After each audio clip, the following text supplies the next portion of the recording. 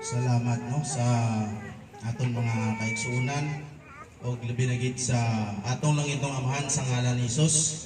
Mayong udto kan atong tanan mga igsoon uri ang Kristo o labi na gid sa atong mga kaigsuunan no.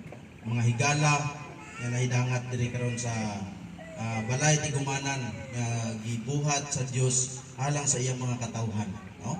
So mga igsoon bisan pa karon no makita nato ng atong balay tigumanan nga iskeleton pa, pero ang importante mga igsoon nga karong adlaw ang matag usa ka nato no nagtuman sa sugo sa Dios no. Dili nato tan-awon ni siyang atong kuan kining gina makita nato sa daplin no nga lapos atong mga mata no, wala pa ni siya na butan og dingding no? Pero ang importante dira mga igsoon ang atong panaghiusa karon no. Salamat sa Dios nga nagaingon ang Exodo 20 alin sa 8 hangtod sa 11 wala nato pakyasa karon ang ginatawag nga adlaw nga igpapahulay no. Mao kini ang gikahimutan sa Dios sa matag usa nga nagabantay sa adlaw no sa Ginoo no? So bulahan kamo kita karon mga igsoon nga ato kini nga gibantayan ug ato kini nga gituman no? Bulahan mao na nga salamat po sa atong mga kaigsuonan no nagikan sa Jinsan nga nag-abot po sila no? So sa una wala pa ni natindog no nakakadto diri atong igsuon Brad Rick no, pero karon pagbalik niya natindog na no? Tuman ang nasulat Brad no sulod sa tulo ka adlaw no pagatukuron niya ang templo. So tatlo lang po siguro ka adlaw ni gitukod sa atong igsuon ba no mga kaigsuonan no.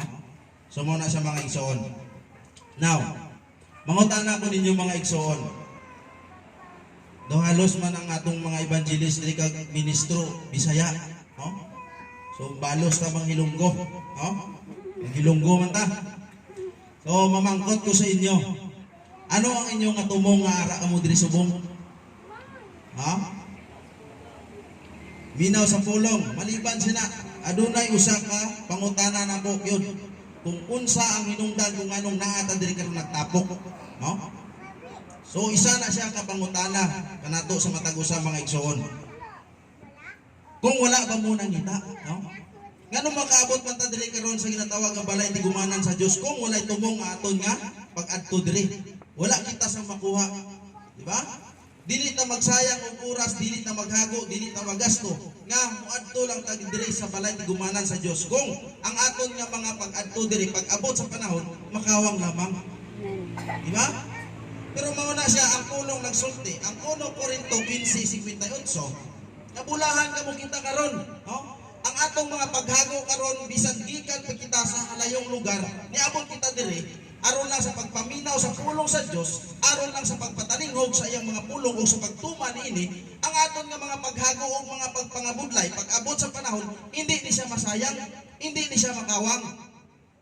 Kaya man ang Dios nato nagsaad, no, sa matag usa kanato. Nga sa diha nga kita nagabuhat kita o nagatuman sa iya nga sugo, ang Dios nato dili hiwi ang Hebreos 6:10. Nga hikalimtan lang niya dayon ang atong mga maayong mga buhat. Mao na nga kung kita nagaantos man, nagapangabudlay man tungod sa pagsunod naton, tungod sa pag-ila naton sa iyang ngalan, no? Ikalipay naton na siya mga igsoon, no? Basahon naton ang 1 Pedro. Wala man ta nagkuhan sa atong yatima, no? Ang 1 Pedro 4:14. Matod pa sa pulong.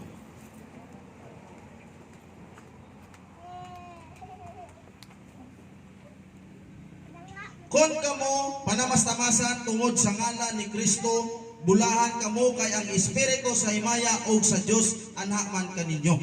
Nan karon mga igsoon, tungod sa sini nga ngalan, no? Dili na to maiwasan nga kita nagaantos o kita ginapanamastamasan, no? Ginay-BI tungod sini nga ngalan, no? Tungod sa ngalan ni Kristo. Kung atong isipon mga igsoon, si Kristo karon kinsa naman siya? Unsa naman ang ngalan niya karon? No? Espiritu sa kamatuoran. Ngano matawag man ito espiritu sa kamatuoran? Ang Dios nato karon mga igsoon, espiritu na. 2 Corinto 3:14 hangtod sa 17. No? Kaya ang Dios nato karon mauna ang espiritu o ang kamatuoran nga atong ginapahimatuod mao kini ang pulong sa Dios. Mauna siya nga sa una si Ginoong Jesucristo nagpakataw ang iyang pangalan Jesus. Nga sa diya niya siya kayat na sa langit, no? Og iyang ipadala ang manlalaban nga mao ang espiritu sa kamatuoran nga sa iyang ngalan kini gyapon naggikan. No? Mao ni siya karon nga gitawag na siya nga espiritu sa kamatuoran. No? Mao na siya nga karon ang espiritu sa kamatuoran ginapanghimatod sa mga alagad, no? Apan adunay mga tawo nga nagababag nini. Adunay mga tawo nga nagabiay-biay nini, nagatamay nini tungod kay sila wala man makaila. Di ba? Tuman ang nasulat. Ang kalibutan dili gayon makaila tungod kay siya espiritu naman. No? Mao na nga kita nga gipuy-an sa espiritu sa Dios amo gid ang manalo, no? Amo gid ang mag-angkon sa ginatawag nga mga pagbiay-biay. Pero mga igsoon, hindi naton pagkabalakan na siya. Kay ang pulong mismo nagsulti nga sa diya nga kita pagalutuson sa tao ingon sa Dios, no? Hinunoa ako ang una nila nga gilutos og dili kamo. No? Kaya nga naman ang pulong man siya man ang ginalutos og dili kita. Mao na mga igsoon, no? Nga ang aton nga mga tinguha karon kung anong naa kita dire kaluwasan, walay lain ang atong tubong dire kung dili kaluwasan, no? Kaya nga naman kaluwasan mga igsoon, mao na siya nga naa kita dire nagakatigom, no? So tao na to mga igsoon. Kaya ang kaluwasan mga igsoon, mabasa natin siya ginatawag na Juan 17:3 kung paano kita maluwas. No? Atong basahon ni siya ang Juan. Importante ni siya ka mga pulong mga igsoon. Isa ni siya ka mga pagpahimangno mo na to sa matag usa. Ang Juan 17, sugdo na to sa 1. Nag-ingon siya dire. Og sa nakapamulong na si Jesus niining mga sultiha, giyahat niya ang iyang mga mata ngadto sa langit. Og miingon siya, Amahan, ang takna nahiabot na. No? Amahan, ang takna nahiabot na. Pasidunggi ang imong anak aron ang anak pagpasidunggan magapasidungog kanimo. Sanglit gihatagan mo man siya kagahom ibabaw sa tanang katawhan aron sa paghatag og kinabuhing dayon ngadto sa tanan nga imong gikatugyan kaniya. Og ang kinabuhing dayon, ingon pa niya mga igsoon. Og ang kinabuhing dayon bantay ha. Og ang kinabuhing dayon mao kini. Unsa kahani? No? Ingon pa sa pulong.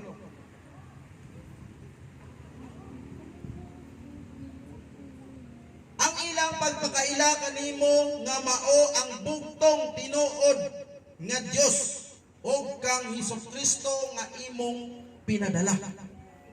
Nakuha na ito mga igsoon. O ang kinabuhing dayon mao kini. Ingon pa niya. Amo ni siya ang tawag ang kinabuhing dayon.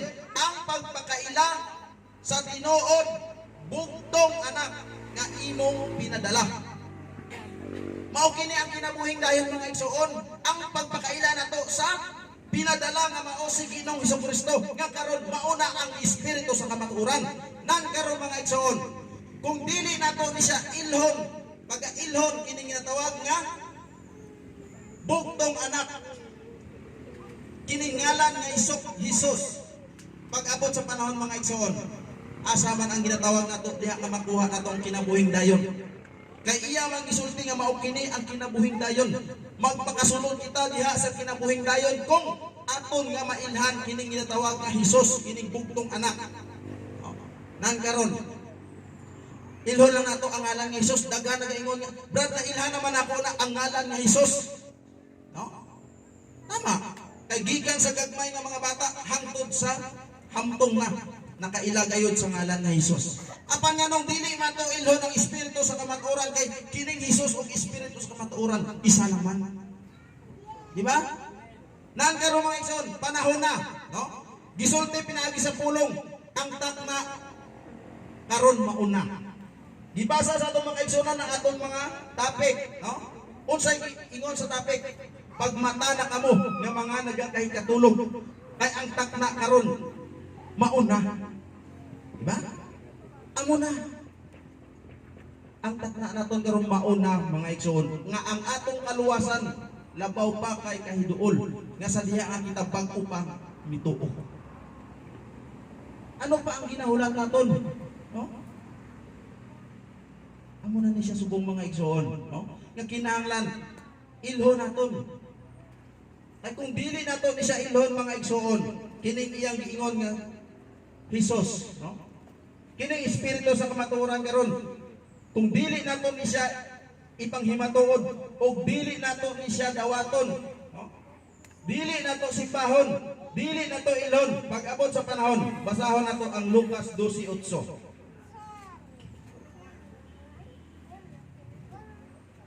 Kinahanglan gayud mga igsoon nga ilhon nato ni siya. Dili lang kay ilhon nato, kun dili ato kini nga iwali.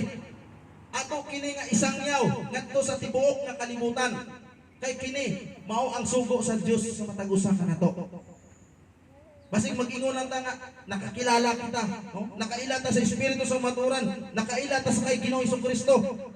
Pero mga igsoon, bisan pa kapila mo na siya makilala. Pero kung wala ka nagatuman sa iya nga mga sugo, patay ang imo nga pagtuo kung wala kay binuhatan. Santiago 2:14, no? Ang 1 Juan 2:4.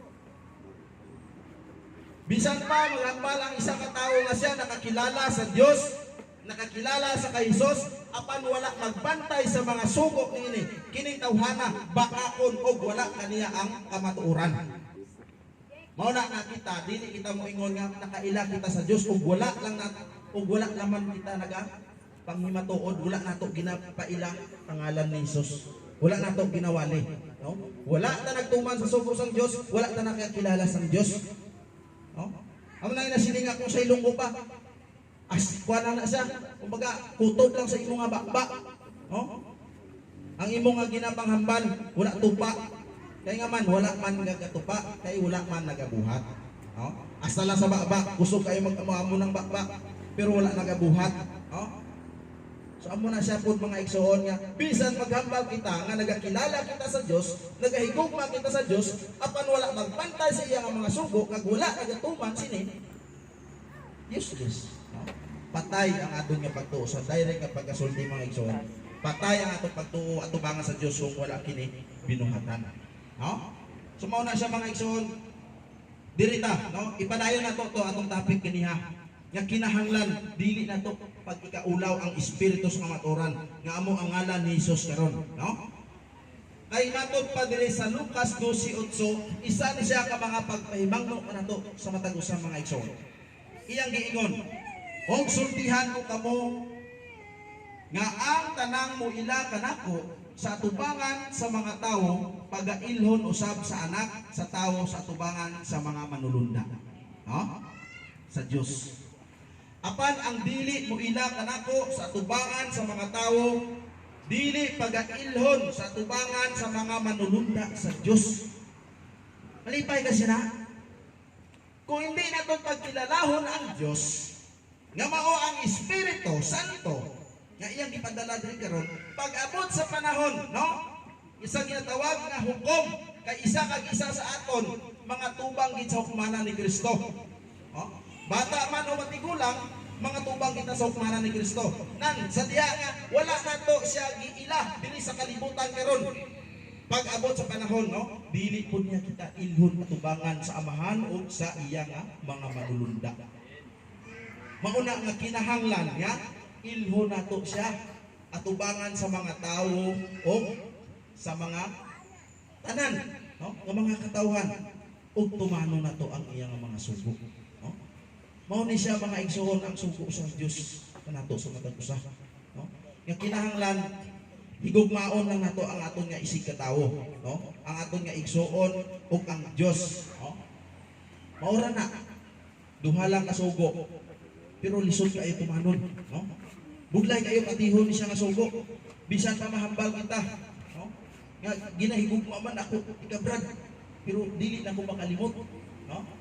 Wala man ko magdumot nimo Brad, pero dili lang ko makalimot ba? So maura gyapon, no? So amo na mga igsoon kumahimo dulaon tanana, no?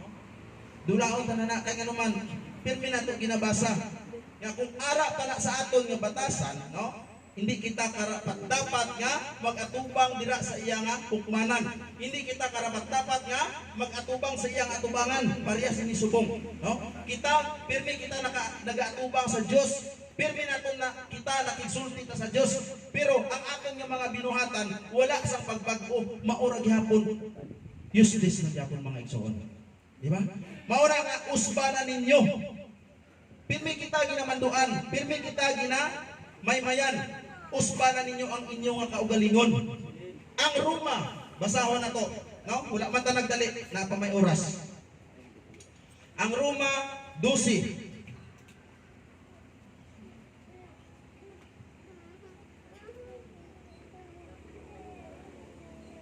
Dos, ingon niya sa pulong, ayaw kamo pagpahiuyon ni ining panahona sa kalibutan. Kundili usba hinuon ninyo ang inyong kaugalingon, pinaagi sa pagbag-o sa inyong salabutan. Mao ni siya ang sugo sa Dios mga igsoon sa matag usa, na binagyod sa nakadawat na sa gisaan sa Dios nga mao ang Espiritu Santo. Usba na ninyo, usbo na nato ang atong kaugalingon, pinaagi sa pagbag-o sa atong mga salabutan. Di ba? Sugo sa Dios na siya mga igsoon, no? Maula na atong nga pagabuhaton mga igsoon. Kay kung mabuhat nato ni siya mga igsoon, diha na nato ma-apply ang ginatawag nga gugma, no? Ang gugma na punta, no? Mao na siya mga igsoon. Ang gugma dali lang kayo nitukon, pero pwede ka budlay tumanon, no? Kay kung sini nga i-apply na to ang ginatawag nga gugma, kung ara sa aton ang gugma, hindi ta mangliba, no? Kung ara sa aton ang gugma, hindi ta magmaritis, no? Kung ara sa aton ang gugma, hindi ta magdumot. Tanan nga kaayuhan dili na bilong sa ginatawag nga pulong kining gugma, ang Roma 13, no? Utso pataas. Mao na siya nga ang kasubuan mao ang katumanan kining gugma. Amo ang magtapos gugma. Amo na nga paningkamutan naton mga igsoon nga kining sugo sang Dios matuman naton ni siya, no? Mao na nga bulahan kamo kita karon nga sa aton nga pagpaminaw, sa aton nga pagpatalinghog sa pulong sang Dios mga igsoon, kini dako kining bili atubangan sa Dios bisan tuod na minaw lang kamo, no? Kay nga naman bisan tuod na minaw lang kamo mga igsoon, kung inyo kini nga ipadulot sa inyo nga una-una kat sa inyo mga kasing-kasing pag abot sa panahon, baka ingon mo nga ang Santiago 1:19 hangtod sa 22 kay dili lang kamuting paminaw ra di ay magbubuhat usab kamo. Amen. No? So mauna siya mga igsoon ang pulong sang Dios. Nagapanginaot ko nga bisan sa gamay lang nga panahon ug gamay lang nga pulong nga aton nga naambitan karon, nagapanginaot ko ang Hebreo 3:15 nga sa diha nga karong adlaw inyong nadunggan ang pulong sa Dios o ang tingog sa Dios, dili ninyo o dili nato pagahion ang atong kasing-kasing. Ug daghang salamat og mayong udto kanatong tanan mga igsoon. Ug ato ibalik sa atong ministro.